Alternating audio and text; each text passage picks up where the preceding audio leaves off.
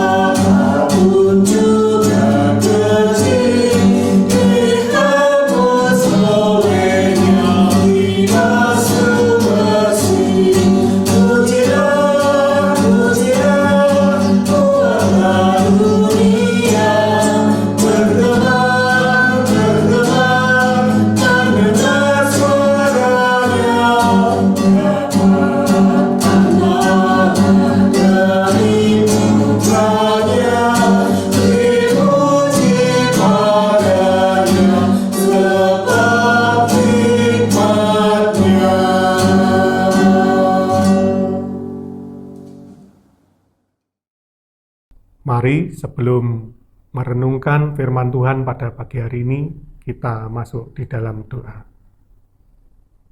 Ya Tuhan, Allah Bapa kami yang bertahta di dalam kerajaan surga yang mulia, terima kasih Bapa untuk berkat kehidupan yang Kau berikan pada kami.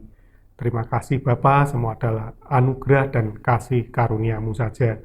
Dan Bapa, pada pagi hari ini kami akan merenungkan akan firman-Mu, Engkau yang memberi kami hikmat kebijaksanaan yang daripadamu saja, sehingga kami boleh mengerti dan kami boleh Engkau mampukan juga Bapa untuk kami mengerti dan kami mentaati akan firman-Mu.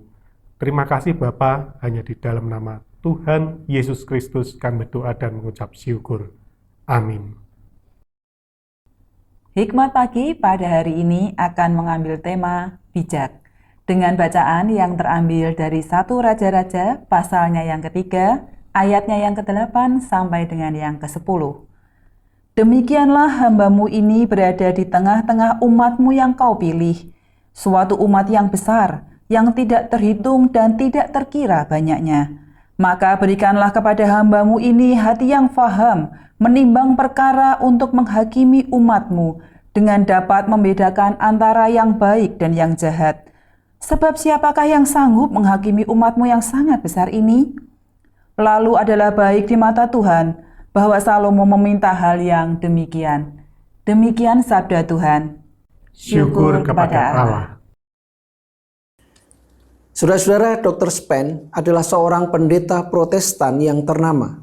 Gerejanya selalu penuh, namun ketenarannya sebagai pengkhotbah tidak berlangsung lama. Beberapa tahun kemudian, anggota jemaatnya mulai bosan pada gaya khotbahnya.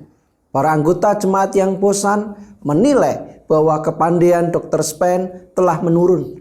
Mereka juga menilai bahwa khotbah Dr. Spen sekarang jarang diisi dengan guyonan-guyonan yang menyegarkan mereka. Menurut mereka, Dr. Spen sudah tidak cocok lagi dengan gaya hidup mereka. Sehingga ada anggota yang mulai pindah ke gereja lain. Awalnya anggota jemaat yang pindah tidak terlalu banyak jumlahnya. Ketika mereka bertemu dengan jemaat dari tempat Dr. Spen yang telah pindah, mulai menjelek-jelekan khotbahnya. Lama-kelamaan banyak orang yang menjadi terpengaruh. Dr. Spen menyadari bahwa banyak anggota jemaatnya tidak pernah datang lagi. Dengan bijak dia bertanya pada anggota jemaat yang masih mendengarnya, "Di manakah mereka beribadah sekarang?" Tidak ada yang berani menjawab. Mereka takut Dr. Spen marah dan mendatangi anggota jemaat yang telah pergi itu. Setelah sekian lama, baru seorang anggota jemaat berkata, "Ada seorang pengkhotbah baru di kota ini. Saya rasa mereka pergi ke sana." Dr. Spen diam beberapa saat. Kemudian ia tersenyum dan berkata, "Pasti di sana mereka juga merasa damai sejahtera sama seperti kita di sini. Kita akan selalu mendoakan mereka." Saudara-saudara yang dikasihi Tuhan, orang akan tersentuh dengan kuat oleh seseorang yang tetap tersenyum damai di tengah-tengah penolakan. Ketika Salomo menjadi raja, Allah memberikan kesempatan untuk meminta sesuatu yang dibutuhkan sebagai penopang kepemimpinannya. Salomo meminta hikmat dan kebijaksanaan Allah.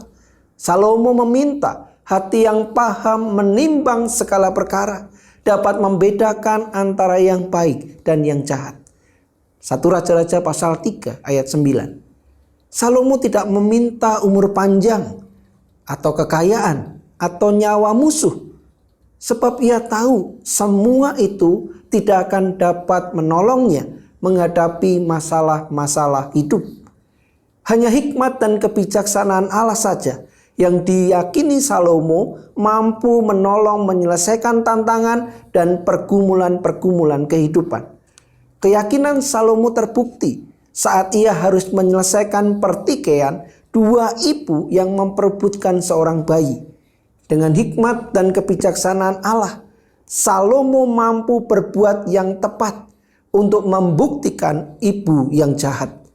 Hikmat dan kebijaksanaan Allah sungguh merupakan pegangan penting untuk hidup kita.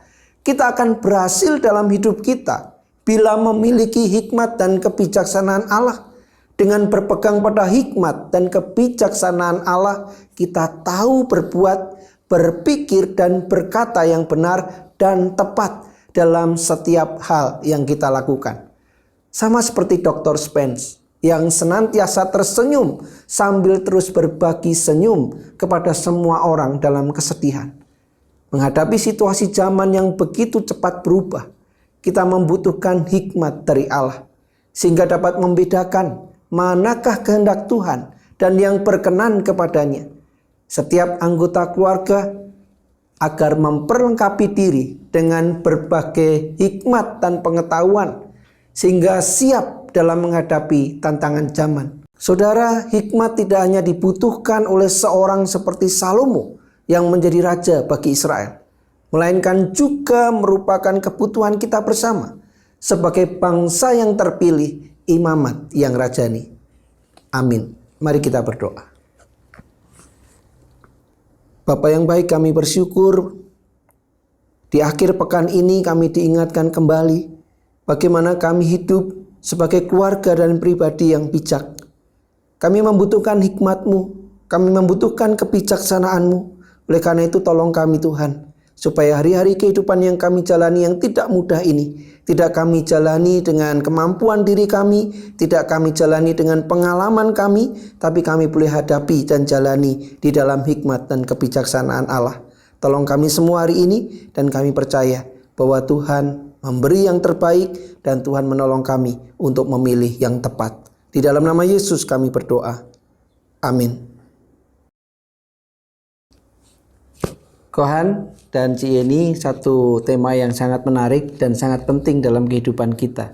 Kalau saya boleh tanya sama Kohan, apa sih yang membuat kadang orang itu susah untuk bijaksana? Banyak faktor, Pak Ud, tapi saya akan menyebutkan beberapa. Yang utama adalah keegoisan kita sebagai manusia. Terus yang kedua, kita lebih cepat bereaksi, gampang marah. Yang utama itu paling. Ya gitu ya. Jadi memang kita ini kadangkala egois ya. Jadi lihat selalu dari sudut pandang kita, terus juga membuat kita hanya mau melampiaskan apa yang kita rasakan gitu ya. Baik. Nah, kalau untuk Ci Yeni nih, kiatnya apa Ci supaya kita ini bisa tambah bertumbuh menjadi pribadi yang bijak?